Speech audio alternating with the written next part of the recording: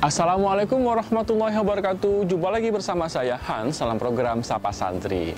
Ikan patin, banyak sekali manfaat yang didapatkan dalam ikan patin ini. Walaupun ikan ini hidup di air tawar, tapi memiliki khasiat yang hampir sama dengan ikan-ikan yang hidup di laut. Nah, sekarang ada sebuah pesantren yang menghasilkan seorang alumni yang concern dengan mengelola ikan patin ini. Sapa Santri pagi hari ini menyapa para alumni yang berada di Kota Tulung Agung, Jawa Timur. Kita mengunjungi alumni yang pernah mondok dan menjadi santri di salah satu pondok salaf yang bernama Al-Falah ini. Di pesantren Al-Falah Tulung Agung, mereka belajar tentang berbagai kitab, serta bagaimana untuk bersikap jujur. Karena di pesantren ini, para santrinya ditanamkan akan nilai-nilai kejujuran. Adalah Lukman Hakim dan Ibnu Muslim, salah satu alumni santri Al-Falah Tulung Agung yang sukses belajar agama dan sukses berwirausaha. Setelah lulus dari pesantren dan dengan ilmu yang ia dapatkan, tidak lantas begitu saja membagi pengetahuannya tentang ilmu agama yang ia peroleh di pesantren kepada masyarakat luas dengan menjadi ustaz. Namun, ia memilih berdakwah dengan cara yang berbeda. Pengetahuannya beternak, terutama beternak ikan. Saat masih menjadi santri, mereka gunakan sebagai media dakwah.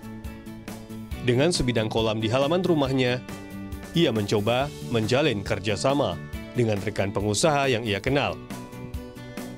Ia juga mencoba menggandeng investor-investor yang ada di sekitar Tulung Agung untuk diajak bekerja sama dalam mengelola kolam ikan patin. Sahabat santri, sebagai alumni dari Pondok Pesantren Al-Falah di Trenceng, alhamdulillah kita di pesantren sudah dapat modal yang utama sebagai santri, yaitu modal kejujuran. Ini modal yang sangat mahal, sehingga dengan kejujuran kita akan bisa mengembangkan usaha yang terutama dalam dunia perikanan, yaitu ikan patin atau catfish. Dengan kejujuran ini kita dapat beberapa keuntungan, satu permodalan, kemudian bimbingan dari mitra yang kita ajak dalam usaha ini. Kemudian bimbingan ini akan terus dilakukan secara berkala.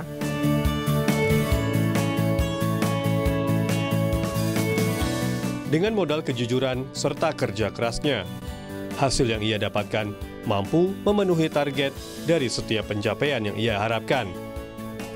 Lambat laun, yang awalnya hanya satu kolam ikan patin, kini berkembang menjadi beberapa kolam dengan sistem dan penataan yang sesuai standar kolam ikan untuk beternak. Di kolam-kolam yang ia kelola, semuanya berfokus terhadap satu jenis ikan, yaitu hanya ikan patin saja. Setelah usahanya dalam beternak ikan patin berjalan dengan baik, ia mulai mengajak rekan-rekan alumni pesantren yang ia kenal untuk bergabung dan menjadi rekanan dalam mengembangkan usaha dalam beternak ikan patin.